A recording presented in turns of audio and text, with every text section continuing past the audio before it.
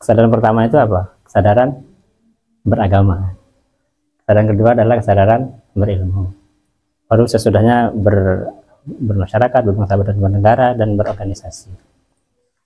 Jadi menambah menyerah takbir itu kan waktu berhari-hari kan, di perpus, baca bukan hanya baca takbir yang ada di sekitar bab yang sedang kita ini, tapi seluruh isi dari kitab itu harus kita baca.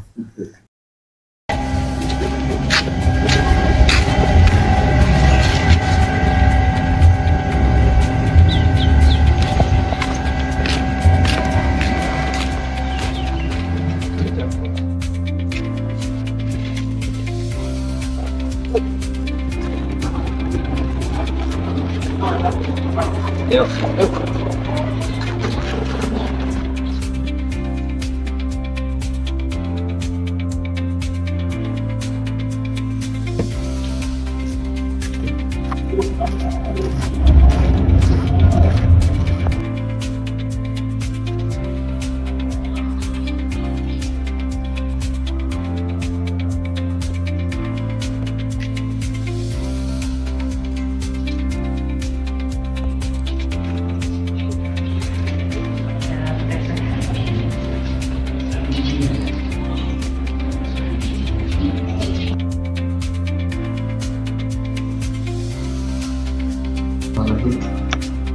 Assalamualaikum warahmatullahi wabarakatuh. Baik, untuk teman-teman sekalian yang menyaksikan channel ini, jadi kami dari Media Center Mas Ali Nurul Jadid ada kegiatan rutin yaitu soan, dan untuk yang pertama-tama kami kesini, yang tujuan pertama itu adalah silaturahmi Kiai. Terus yang kedua, mohon maaf karena mengganggu waktunya. Dan yang ketiga yaitu ingin membicarakan tentang tema yang berjudul kontribusi santri untuk negeri. Jadi untuk yang pertama yang ingin kami pertanyakan adalah, apa definisi santri menurut jenengan yang sekarang? Ya, bismillahirrahmanirrahim.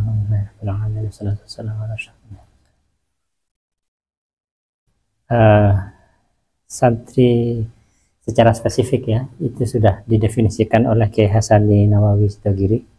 Ini saya bacakan. Santri bisyahidi halihi huwa man ya'tasimu bihablillahil matin. Santri melihat keadaannya ditinjau dari tingkah lakunya, sikapnya, orang adalah orang yang berpegang teguh dengan tali Allah yang kokoh, ya agama ya, dan mengikuti sunnah Rasul yang terpercaya Shallallahu Alaihi Wasallam, berpegang pada agama dan mengikuti Rasulullah Shallallahu Alaihi Wasallam, dan wala yamilu yumnatan wala yusratan, tidak noleh kanan kiri. Tidak noleh kanan kiri berarti kalau kita kanan kiri artinya keluar dari agama, bisa kita makna ini bisa saja ya, tapi tidak, saya nggak tahu, wallahu alam, makna yang dikehendaki oleh Kiai Hasani almarhum rahimahullah, tapi bisa difahami yumnatan wala yusratan, itu bisa difahami sebagai al-maghdubi alaihim dan ad-dhalin. Jadi orang yang artinya tidak terpengaruh dengan cara pandang orang-orang ahli kitab. Nah, kenapa itu relevan bagi kita umat Islam? Karena kita sudah diberi peringatan oleh beliau Rasul Shallallahu Alaihi Wasallam bahwa kita rawan untuk mengikuti jejak langkah orang-orang Yahudi dan Nasrani. Tattabi'anna sunana man qablakum. Jadi kalian akan mengikuti sunan cara hidup orang-orang sebelum kalian. Al-Yahud wa Nasara qala faman, siapa lagi kalau bukan Yahudi dan Nasrani? Artinya cara hidup itu mencakup cara bertindak, cara berpikir, dan cara merasa. Ada tidak sekarang yang mengikuti cara hidupnya orang Islam, yang mengikuti, yang meniru orang-orang Barat, yang meniru orang-orang Kristen, orang Yahudi? Ada tidak? Ya banyak ya. Nah, dan kemudian dalam definisi santri tadi, fi kulli waqtin wa hinin, dalam setiap waktu dan setiap masa. Nggak ngaruh apakah ada pilpres, apakah ada apakah ada yang lain-lain, nggak ngaruh. Hadza makna bisira wal haqiqah. Ini adalah makna dari santri itu dengan melihat cara hidup, dan kalau di situs Sidogirinya itu dimaknai dengan bersandar sejarah dan kenyataan. La yubaddalu wa la yughayyaru qadiman wa hadisan. Tidak bisa diganti, tidak boleh diubah selama-lamanya, dulu dan sekarang. Ya, santri itu ya harus begitu. Santri itu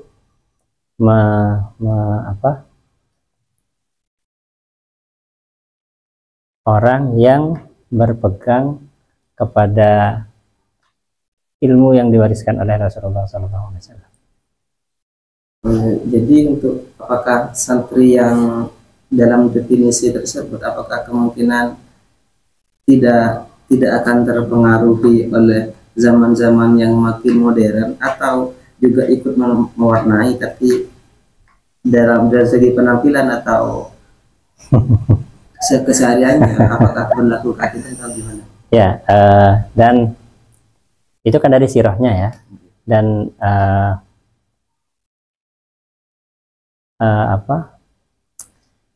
pintu pertama ini sering disampaikan, pintu pertama yang harus dibuka atau langkah awal yang harus dijalani adalah mencari ilmu, belajar. Artinya tidak mungkin, atau secara adat tidak mungkin seseorang itu akan sampai pada tingkatan seperti itu tadi, ya ini i'tisam bihablillahil matin, ittiba'ir rasul sallallahu alaihi wasallam, dan tidak noleh kanan kiri kalau tidak punya ilmu. Jadi pertama harus punya ilmu. Dan ini ya, ada riwayat hadis likulli syai'in thariq wa tariqul jannah al ilmu. Segala sesuatu itu ada jalannya, dan jalan menuju surga itu adalah ilmu. Dan ya intinya itu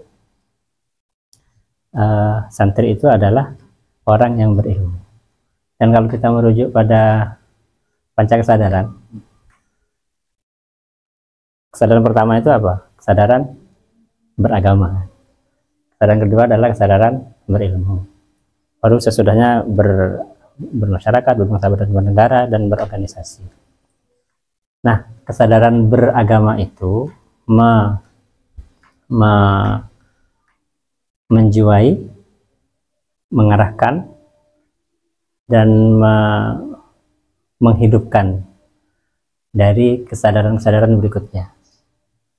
Artinya seorang muslim itu misalnya dalam berilmu, atau dalam bermasyarakat, atau dalam semuanya, dalam berbangsa, bertanah air, atau berorganisasi, itu dijiwai oleh kesadaran beragama. Begitu juga ketika seseorang berorganisasi misalnya, itu dijiwai oleh kesadaran beragama dan berilmu. Jadi panca kesadaran itu tingkat yang paling atas itu menjiwai dan mengarahkan tingkat di bawahnya. Jadi orang itu kan dalam bermasyarakat, berbangsa, bernegara, dan berorganisasi itu kan butuh ilmu, tapi harus ilmu yang dijiwai oleh agama. Artinya bagi seorang muslim, berilmu itu adalah bagian tidak terpisahkan dari beragama. Nah, mengenai cara hidup itu ya wa khaliqin nas bi khuluqin hasan, pergaulilah manusia dengan akhlak yang baik. Kata Sayyidina Ali, akhlak khaliqin nas bi khuluqin hasan itu maknanya muwafaqatun nas ma lam yakun muharraman, atau kama qala ya, mengikuti kebiasaan setempat selama bukan barang haram. Artinya masalah baju misalnya, selama nggak pakai katok selama tidak pakai katok, selama pakai sarung, pakai celana, pakai apa saja yang tertutup, pakai jubah, yang penting menutup aurat dan sesuai sama kebiasaan setempat, itu sudah beragama. Bahkan kata sebagian masyayikh, Syekh Yusri misalnya, seandainya Nabi itu ada zaman sekarang, beliau itu akan pakai jas, akan pakai dasi. Artinya untuk hal-hal yang mutaghayyirat, hal-hal yang ada, yang itu juga muhakamah dalam syariat kita, dalam fikih kita, ya fleksibel saja, maksudnya tidak, yaitu khaliqin nas bi khuluqin hasan. Prinsipnya itu adalah bagaimana kita berakhlak bagus. Berakhlak bagus itu diantara perwujudannya adalah mengikuti kebiasaan setempat selama bukan barang haram. Terus pertanyaan,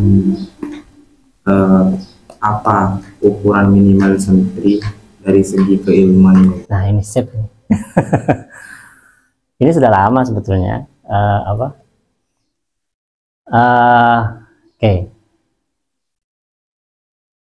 Yang menarik definisi santri yang dijelaskan oleh Kiai Hasani itu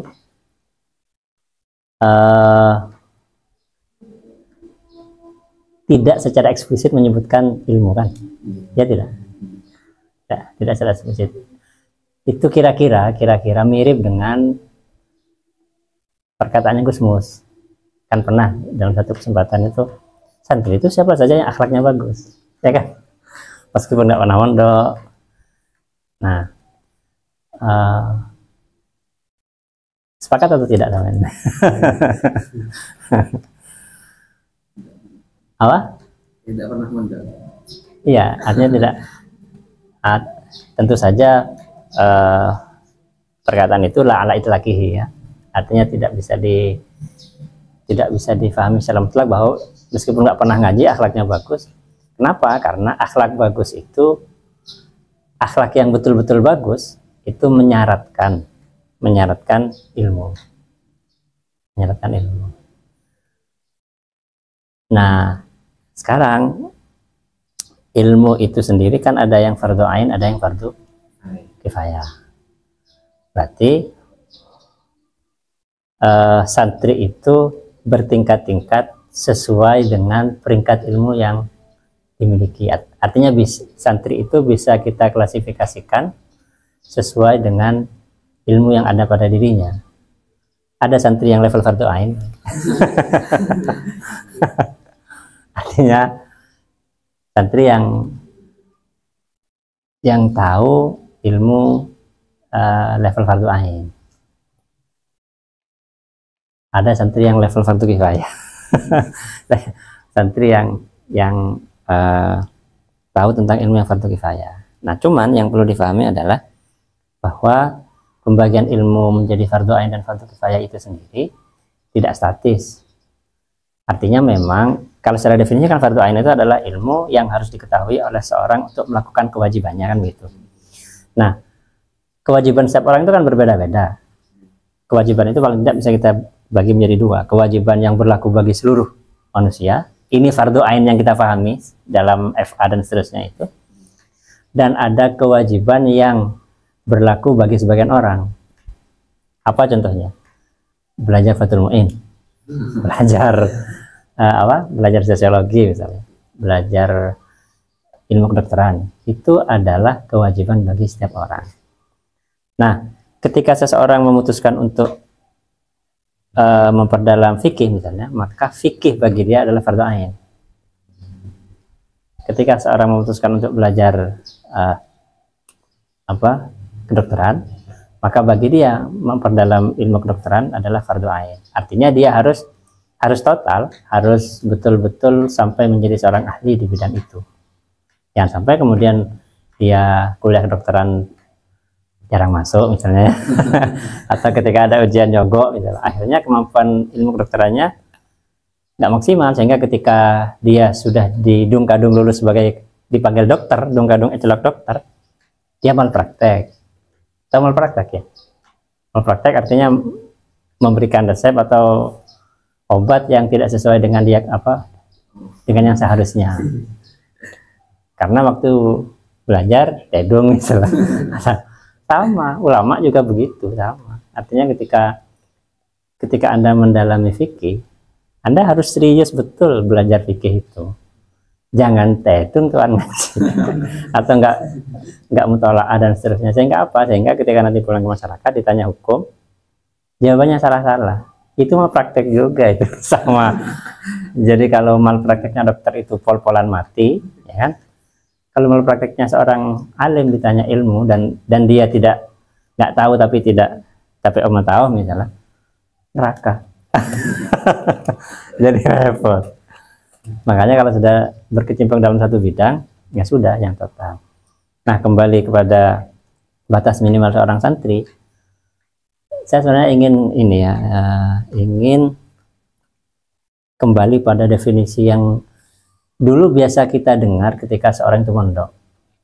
Mondok itu sampai bisa baca kitab. Ya. Dulu ketika saya masih kecil biasa itu mendengar mondok itu ya sampai bisa baca kitab. Ya tentu ini kalau disampaikan sekarang agak kontroversial atau banyak yang berkeberatan. Tapi sebetulnya masuk akal dan bukan sesuatu yang tidak mungkin dicapai sebetulnya. Yang dibutuhkan adalah bagaimana kita itu serius dalam menata program pembinaan baca kitab ini sebetulnya. Kenapa? Pertanyaannya kenapa harus bisa baca kitab? Karena ajaran-ajaran Islam itu pertama Al-Quran dan Hadis itu dalam bahasa Arab. Karya-karya para ulama itu juga ditulis dalam bahasa Arab. Sehingga untuk mengakses ajaran Islam sehingga bisa i'tisam bihablillahil watin dan ittiba'ir rasul itu harus membaca kitab. Bagaimana Anda akan i'tisam bihablillahil watin, berpegang teguh pada tali Allah atau mengikuti Rasul kalau Anda nggak tahu? Kalau Anda nggak tahu, ya bisa saja Anda ngaji pengajian atau apa, tapi di zaman sekarang yang AI itu bisa sangat mudah menipu kita dengan fake videos ya, video palsu. Ada orang justru semakin urgen seseorang itu punya kemampuan baca kitab supaya dia bisa mengakses langsung dia benar para ulama tanpa harus difilter oleh ya omongan-omongan orang lain. Jadi secara umum santri itu ya santri level dasar, santri yang fardu ainnya selesai dan akhlaknya bagus, tadi itu bisirah wal haqiqah itu, dan untuk level minimal ideal adalah bisa baca kitab. Bisa baca kitab pengku loh ya. Bisa baca kitab itu bening aja. Bisa baca kitab itu bisa baca ketika diberi kitab kosong bisa baca. Kalau hanya bisa ngecek itu benih bisa baca itu hanya bisa mengeja. Jadi bisa membaca itu yakni memahami, fahmul makruh, memahami apa yang dibaca.